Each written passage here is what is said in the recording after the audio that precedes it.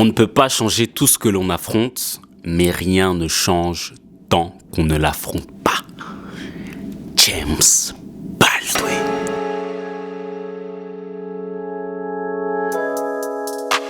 Il y a quelques années de ça, 2019 je crois, 2018 ou 2019, je sais plus exactement. Je suis avec Cyriac, on est en train de faire une interview à la station F. On fait une interview de Dicom, qui à l'époque venait de faire une levée de fonds pour je me rappelle plus du nom, mais pour leur marque de muesli. Et donc on faisait son interview à la station F. Déjà station F, un endroit incroyable là-bas, avec toutes les grandes startups, les sociétés de demain, etc. qui sont là-bas. C'était la première fois que j'y mettais les pieds, moi. Et c'est un endroit qui est motivant. C'est un endroit qui est motivant. T'es dans un environnement qui est propice à la créativité, etc. Et que tu peux rencontrer pas mal de personnes. Suite à cette interview, je sais même plus comment Cyriac il avait réussi à le capter, bref. Suite à cette interview, on a rendez-vous à Champigny-sur-Marne avec Anou et son frère, Kesso, qui sont en plein travaux pour ce qui sera plus tard le restaurant Au Mango. Ce jour-là, on fait la connaissance de deux personnes très motivées, deux personnes qui sont très impliquées dans leur projet, des vrais entrepreneurs, deux frères qui se sont battus en fait pour leur projet. C'est la première fois qu'on se voyait.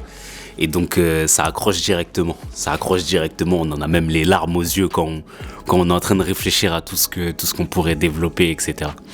Et c'est de là que par notre collaboration, donc on devient associé. Quelques mois plus tard, le Au Mango ouvre ses portes. Différentes péripéties qui se sont faites pendant cette période, je vous les raconterai sûrement. On est parti jusqu'à Limoges. La veille de l'ouverture, on descend à Limoges. Bref, je vais raconter cette histoire. Ça, c'est une autre histoire encore. Et donc ce jour-là, donc on s'associe pour le Mango. Nous, on s'occupe de la partie développement du restaurant, de pouvoir créer des concepts, amener des gens au restaurant, et eux, ils s'occupent de toute la partie business, la restauration, etc. Quand le restaurant ouvre, c'est un restaurant qui est très simple, mais très beau, avec une touche afro-caribéenne, vraiment le mélange de l'Afrique et des Caraïbes. C'était vraiment trop beau, et c'était vraiment trop bon aussi dans l'assiette. Et en fait, nous on était là pour faire en sorte justement que le restaurant soit plein, qu'on puisse faire entrer des sous, etc. Et donc du coup, on essayait de chercher des concepts avec Cyriac. On passe des nuits à réfléchir. Et puis on lance le premier concept qui est une soirée sapée comme jamais. On n'est pas allé chercher trop loin. Donc du coup on s'est dit vas-y, soirée sapée comme jamais, on va mobiliser les gens vont se saper, on va créer un concours, le roi et la reine de la soirée, etc. Blablabla. Donc on tisse ça sur les réseaux, on met des sous, on fait la promo, tout ça. Arrive le jour J.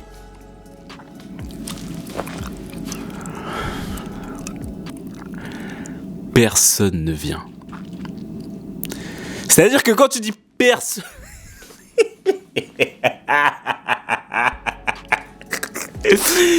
Il y a son père. Je m'étais sapé comme Jaja. J'avais bien... Je m'étais habillé comment déjà ? J'avais bien un pantalon pied de poule avec des gros...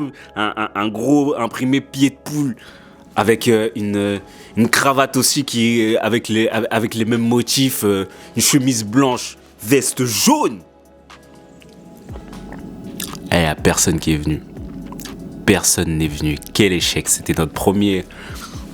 c'était le premier gros échec par rapport au restaurant. Et du coup, je m'en rappelle... Cyriac, il était dépité. Il était dépité. Il y avait la musique qui battait son plat. On était tout seul dans le restaurant. Personne n'est venu. Personne n'est venu. C'est juste un moment, genre un peu plus tard dans la soirée, on a attendu. Peut-être vers aller 21h, 22h. Entre 21h et 22h, il y a deux femmes comme ça qui sont rentrées, qui n'étaient pas au courant du coup de la soirée. Elles ont entendu, elles sortaient du coup ensemble, et puis elles ont entendu la musique et du coup elles sont rentrées. Et du coup on les a servis, etc. On a dansé, on était combien? Il y avait moi, Hansé, Cyriac, on était 6, plus les 2 femmes, on était 8 en tout. Là, danser. 2 clients, le reste que du personnel.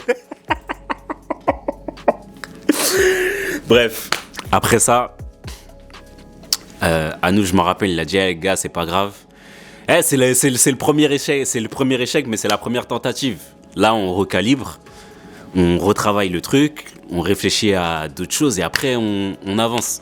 Et franchement, son état d'esprit, il m'avait beaucoup plu, tu vois, parce que nous, c'était le premier événement qu'on faisait au sein du restaurant. Notre première idée, on a tout fait, on avait créé une affiche, tout ça.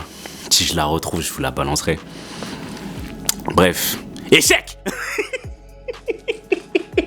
Échec total. On repart, on réfléchit. 1 ou 2 mois après, je gratte des trucs dans un de mes carnets que j'ai. Je crois que c'est celui-là en plus. Je crois que c'est celui-là. Il me semble que c'est celui-là. Est-ce que c'est celui-là? C'est pas celui-là. Non, c'est pas celui-là.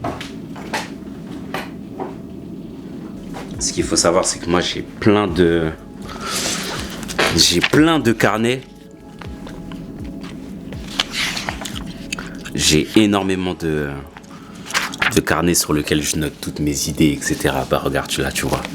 Au Mango, j'avais les objectifs de chiffres et tout. Ah, voilà, c'est là. Putain, c'est là, j'ai trouvé. Haut-parleur, soirée débat avec 1 ou 2 présentateurs, un DJ, public de femmes. Je voulais principalement cibler les femmes. Participation du public en première partie. Deuxième partie, le grill. Plusieurs hommes sont amenés sur la scène afin de répondre aux questions. Punaise, c'est là. Et donc c'est comme ça qu'est né le haut-parleur. Donc on crée le concept du haut-parleur, on y réfléchit, etc. Et puis pour pouvoir enclencher la chose, on commence à lancer le concept en fait sur les réseaux, premièrement. Et sur les réseaux, ça commence à prendre. Ça prend très bien sur les réseaux. Et au final, du coup, quand on lance le premier événement du haut-parleur, on est complet. On est complet dès la première soirée. Parce que le concept a plu, parce que l'idée a rencontré en fait son public. Et c'est à partir de là en fait que tout est parti. Mais ouais, on est complet dès le premier événement après. C'était ouf. On commence à monter une petite équipe, donc j'ai pris des personnes qui étaient autour de moi. Il y avait Yohan qui a animé avec moi, Cyriac qui était là aussi. J'avais pris un DJ, il y avait Sika, il y avait ma femme qui était là aussi, qui participait en tant que j'allais dire jury. Bref, il y avait 3 personnes et il y avait Des aussi qui était présent en tant que coach. Respectez son avis. Voilà. Et que vous ne me croyez pas, ce n'est pas mon problème. Vous respectez son avis. respecter son ami. Physique, vous prenez généralement beaucoup plus soin de votre physique que nous les hommes. Vous avez aussi le fait que la grossesse, ça vous met dans un état où le physique il devient peu. Juste sur ce que tu vas dire. Je rejoins Tess parce que je vous donne un exemple probant. Quand tu demandes à une femme là, c'est quoi son poids? Comment elle réagit?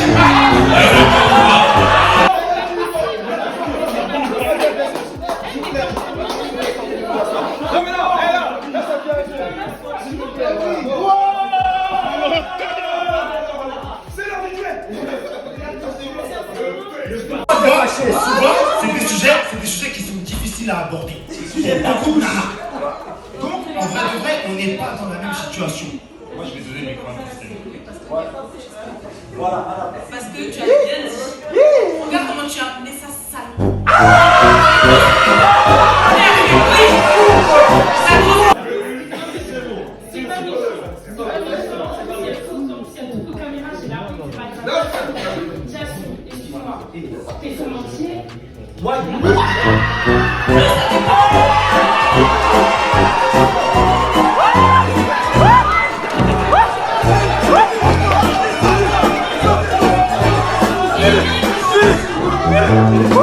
Et c'est comme ça qu'est né le haut-parleur. Le haut-parleur est né sur une idée d'échec, premièrement, tu vois. Et je me dis que si on s'était arrêté sur cet échec, au final, si on n'avait pas avancé, tout ce qui est arrivé derrière n'aurait pas eu lieu, tu vois. Mais c'est quelque chose, tu vois, c'est quelque chose quand j'y repense, c'était un état d'esprit que j'avais, mais je l'ai oublié. J'ai oublié qu'il a fallu avoir parfois certains échecs pour pouvoir reculer et mieux sauter par la suite. Et moi, je pense aussi que c'est la succession de pas mal d'éléments qui ont fait qu'au bout d'un moment, tu finis par te décourager. Un peu comme Cyriaque au début. Tu finis par te décourager. Et oui, c'est décourageant parce que quand tu mets des efforts, du temps dans une chose auquel tu crois et que ça ne fonctionne pas, une fois ok, deux fois ok, plusieurs fois tu commences à te remettre en question. Mais voilà, après le reste appartient à l'histoire. Le haut-parleur a été ce qu'il a été. Et aujourd'hui, on va écrire la suite. Ouais.